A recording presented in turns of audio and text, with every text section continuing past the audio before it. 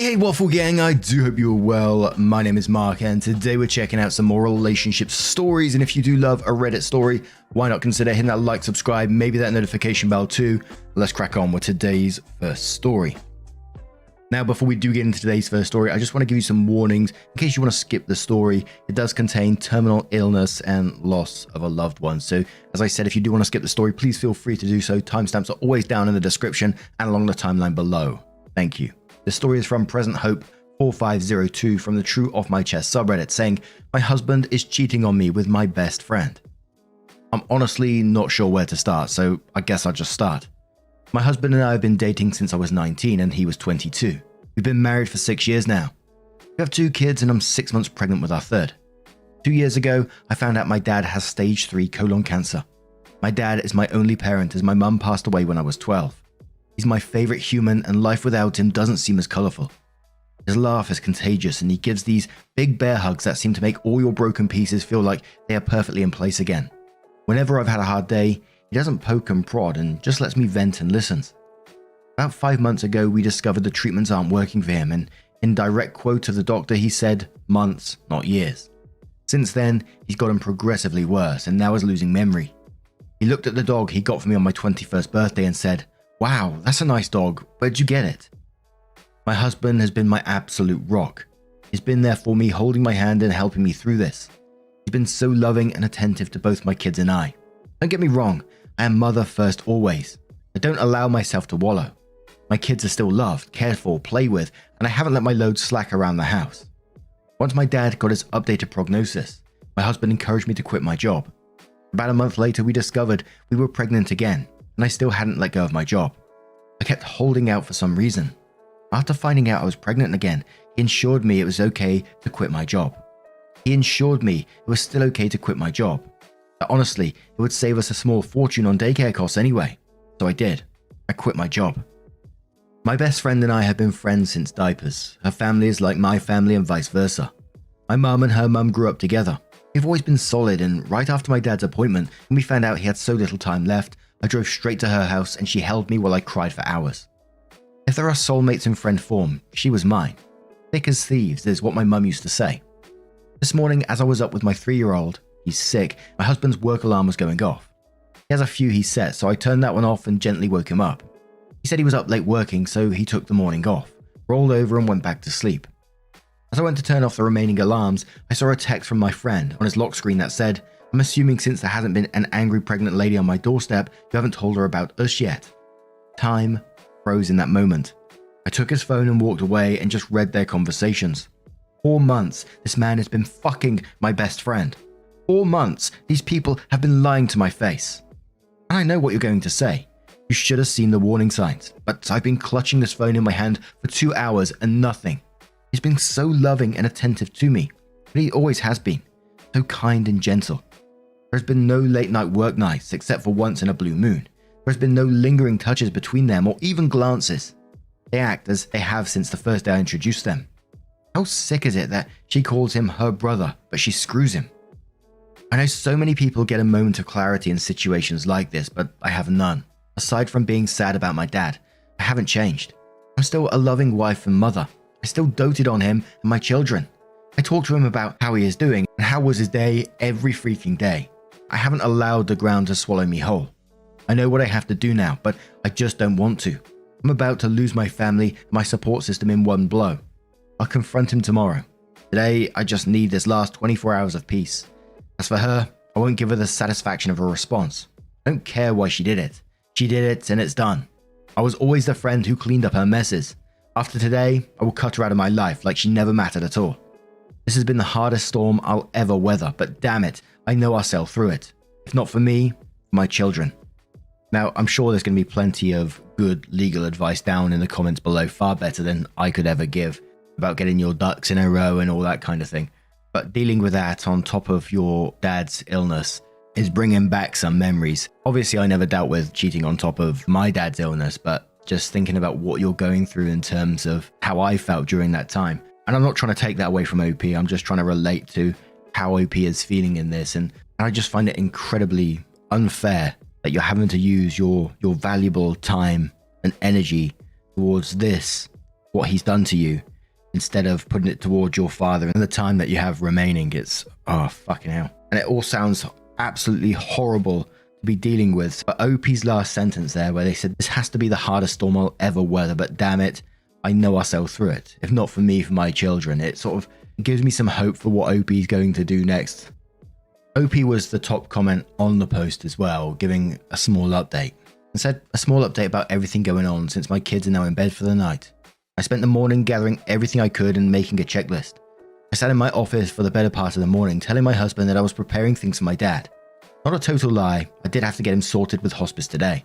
My boss would be happy to have me back. However, my lawyer said, pump the brakes on that idea for the time being. However, my old boss did tell me that whenever I'm ready, the door is open and just give her a call. He does not have access to my inheritance from my father nor my mother. My lawyer assured me in that.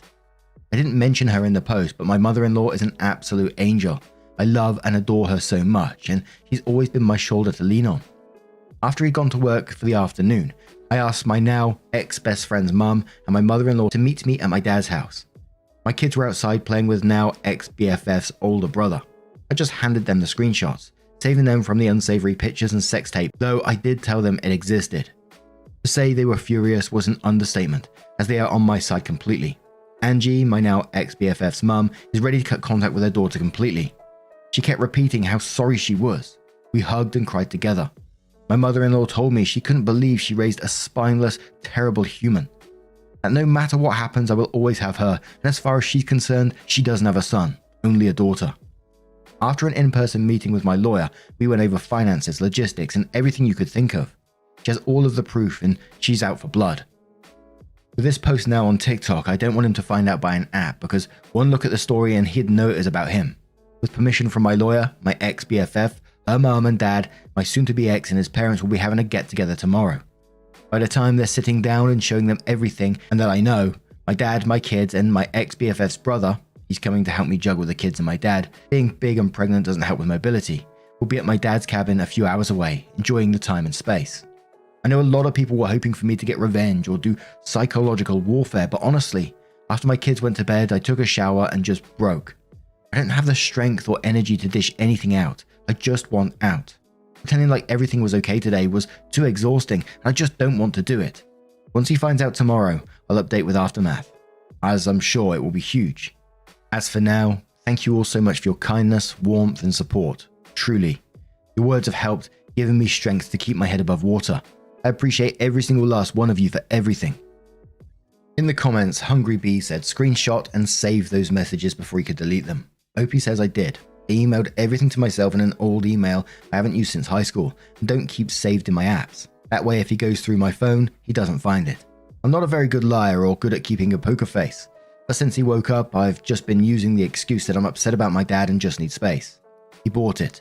I called around for a couple of lawyers and found one before he woke up. I've been emailing them back and forth for the last half an hour. Snacking Penguin says, I hope you have a separate bank account with your own emergency fund stashed. If not, please use the time now to create one and put some funds there that he doesn't have access to. This goes for credit cards too, if yours are only connected to joint accounts. OP says, thankfully we signed a prenup and I've always been a very big saver, where he's always been a huge spender. So when I got my inheritance at 24 from my mum, I never touched it and it's just been growing interest and he doesn't know about it. I'll also be getting my childhood home when my dad goes, which I hope is not for a while, but I know the kids and I can move in at any point and he'd welcome us with open arms. And with that update and these comments so far, and that especially that last comment about OP's dad being welcoming to the house with open arms and having that backup, I think that's a really good thing, and especially having mother-in-law on her side as well, and just some sort of support system to lean on, because with everything that OP's going through, this cheating, a father as well, whilst OP sounds incredibly strong, emotions and grief can absolutely hit you at any moment. That's what I found whilst I was going through it. Like I always say these days, whilst I was dealing with my father's illness, there was moments through a lot of it I felt very pragmatic. There wasn't very many tears. Every once in a while they just come out of nowhere, like just overwhelmingly. So I was really worried about OP when they said they didn't have anyone, but I'm glad that some sort of support system is forming for them, especially with other kids as well. There's just so much to deal with from OP in this. Dresden Mouse says, get a copy of everything. Lawyer, scorched earth. Talk to a lawyer before confronting him. For that text, she seems to be pushing for him to leave you. Burn her on your circle too. Opie says, honestly, I wish you could see just how desperately she was pushing for him to leave me, bad-mouthing me at every turn. He always shut down the bad-mouthing and told her, I will never leave her, you know your place. It made me cringe and want to throw up. Like, oh, you'll fuck my best friend, but trash-talking me is where you draw the line. It would be comical if I didn't feel like my world was exploding. Opie updates the post again and says, for my typing's sake, I'm going to give everyone fake names. So for context, mother and father-in-law is Ruth and Joe. Ex-BFF parents are Angie and Bob. Ex-BFF is Jess, soon to be ex-Tyler. Ex-BFF's brother is Jake. And I just referred to my dad as Dad. I have a few things I want to get through, so I just summarized as best as I can. And if you have any questions, I'll answer in the comments. To get this out of the way, because to me it feels important. Yesterday I scheduled a same-day appointment with my Obgyn and got tested for just about every STD/STI out there. I got the results for most back and they were all negative. There's a few that take up to 2 weeks to get the results back for, so I'll be waiting on those. When I met with my lawyer, I brought everything on my end financially wise, including the wills from both my dad and my mum, and I managed to get my hands on his financial documents. He stores it in his office in a locked box. I also brought over everything we had set up financially for my children. While I'm not totally sure if it's everything, I am pretty confident I got most of it. My lawyer was happy I managed to get my hands on that much. Ruth even handed over a will to me from both her and Bob to ensure I was taken care of in the divorce. My lawyer understands I'm wanting a divorce immediately. However, she wants to make sure she is thorough and isn't missing any key info. So hopefully, I'll have actual divorce papers to give him in about 30 days. I'm not rushing her though. I'm letting the professional do her job. Now for the sit down. I asked Angie and Ruth to describe everything in detail on what happened. Angie, the revenge seeker that she is, forced them to sit through a slideshow she put together of all the texts. I know a lot of you were concerned about one of them telling them sooner than later, but they were so secretive, they didn't even tell their significant others about what was happening. Once the slideshow ended, Tyler tried lunging for Jess and Joe actually had to force him to sit down. Tyler was shouting profanities at Jess and telling her she will regret this. Jess started crying and begging her parents for forgiveness. Bob looked at his daughter in the eye and told her he will never forgive her for this. Blood or not, she is no daughter of his. He didn't raise his daughter to be this person. Jess was always a daddy's girl, so I think that cut her pretty deep. Jess is in the middle of a divorce herself, and her parents were giving her money for her lawyer, and they had told her she's cut from both of them financially and physically. Tyler's dad was irate. According to Ruth, he looked like he was holding back on throttling him. From there, Tyler went straight home. I know because we have a Ring doorbell camera along with a few cameras in the house for our kids to keep an eye on them when we aren't right next to them. Tyler came home and saw that most of mine and the kids' stuff was gone, and he lost it. Started yelling and throwing things. The house is now trashed with a few holes in the walls for decoration. When he didn't find us there, he went to my dad's. While I did spend most of the day he was at work, packing and moving things into my dad's house, we were already at his cabin. Tyler took a baseball bat to my dad's door, trying and failing to break it down. My dad's neighbor actually called the cops on him, and he was arrested. His parents refused to bail him out. I had an appointment with my therapist today. I've had one for a year now since I was struggling with my dad, and it felt good to just cry it out and let everything out about how I was feeling. It was very helpful, and she gave me a few tools to work through my emotions with this one. I felt very grounded and empowered leaving my session today. I'm also planning on setting up my children with a therapist when we get back from the cabin to figure out the best way to deal with telling them. I know people said I shouldn't, but I will be telling them, just in an age-appropriate way. I don't want there to be secrets and lies between us. I've always been as open and honest as I can with them, again, in the most kid-appropriate way. Just because they are small humans, they're still humans and still deserve the truth. I had a handful of comments telling me that I should stay, and every man cheats. I should work things out because most of our marriage was good. I refuse to believe all men cheat. My parents were married for 20 years, and after my mum passed, my dad never moved on. I watched my dad love my mum for 12 of those years and cherish her. I will not accept anything less than that kind of love. He never cheated, nor did she. But I'm not sure when I'll be ready to move on. Falling in love is the absolute last thing on my mind at the moment. I refuse to let Tyler win and destroy love for me completely. I will move on from this. Jess started blowing up my phone, demanding I fix the situation and immediately blaming me. My lawyer told me to not block texts just in case they spill out any additional info I was missing. She was playing the poor me card very hard. The thing is though, I never influenced Angie and Bob to cut contact with their daughter. They made that choice on their own. She actually started blaming me for stealing the love of her life.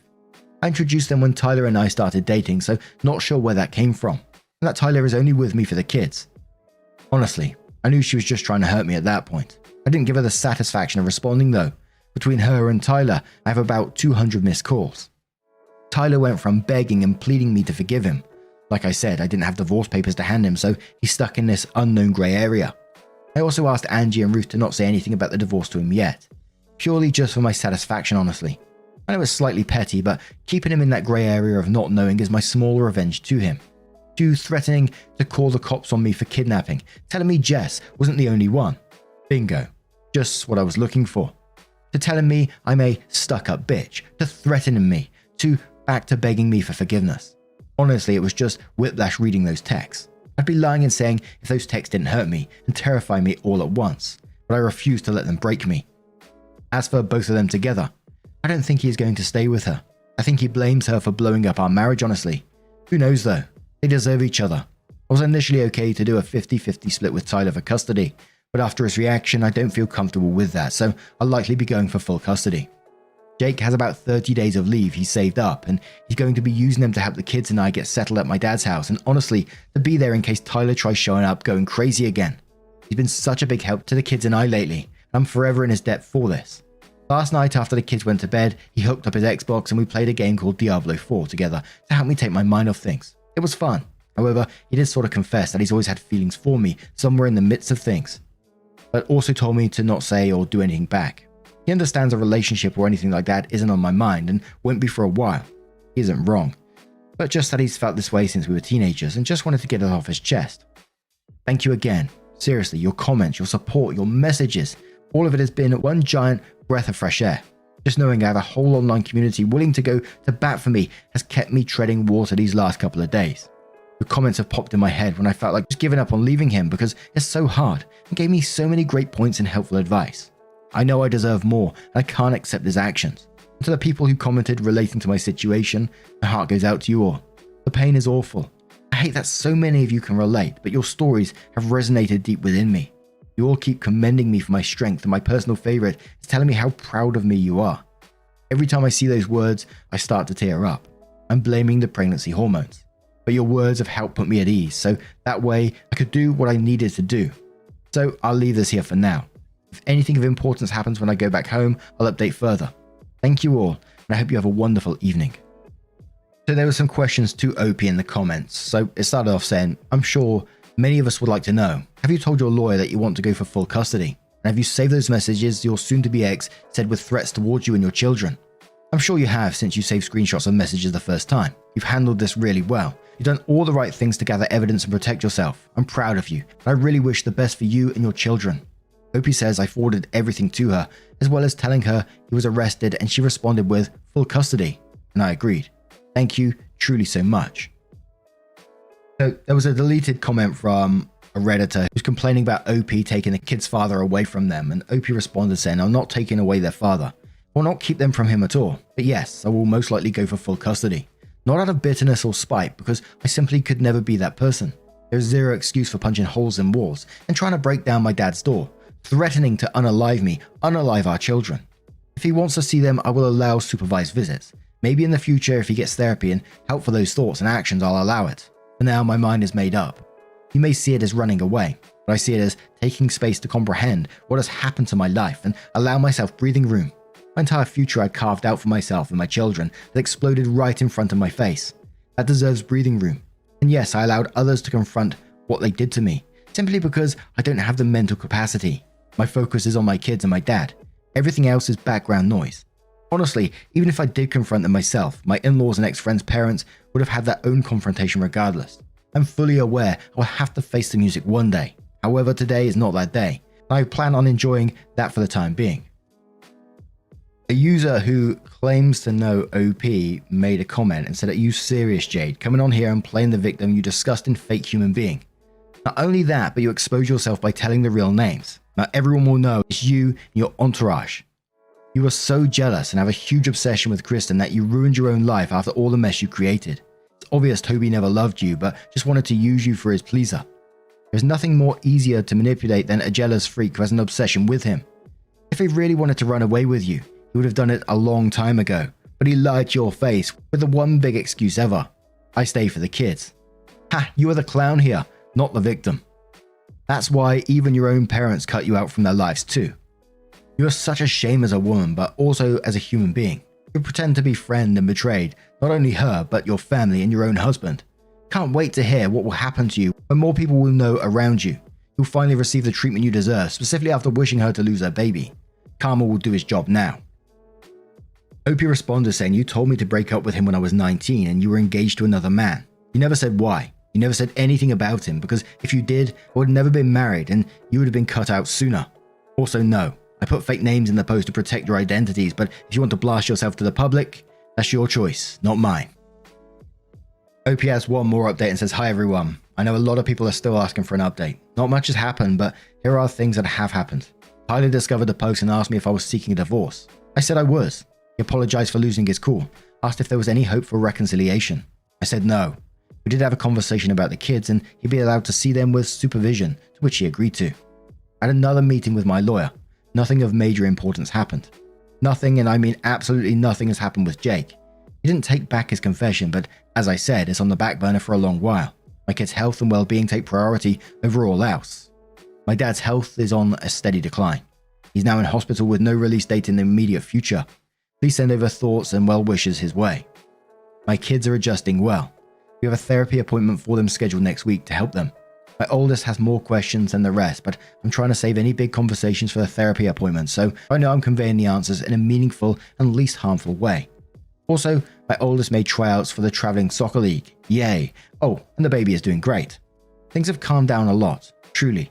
I feel like I have a better grip on things. I've been putting most of my focus on my dad and kids to keep myself busy.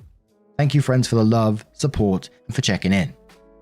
And it is suspected that there's going to be no future updates on that. But I can't get over how strong OP comes across on this, the way that they're dealing with it. So much to deal with in one post. They seem to be keeping level-headed around it all. I just find that pretty incredible, but I really do hope that OP continues to take time for themselves and lean on the support system when they actually need it. Because I'm sure there's going to be times when it is going to be needed. But now I'm going to turn this one to you guys. What do you guys make of this situation? Let me know your thoughts down in the comments below. And just a huge thank you from the bottom of my heart for your love, your support, your time towards the channel, towards the people in the stories as well. When you are showing your love and support towards them, it means the absolute world. So thank you so much for being a part of it. And hopefully I will see you in the next one. Take care and much love.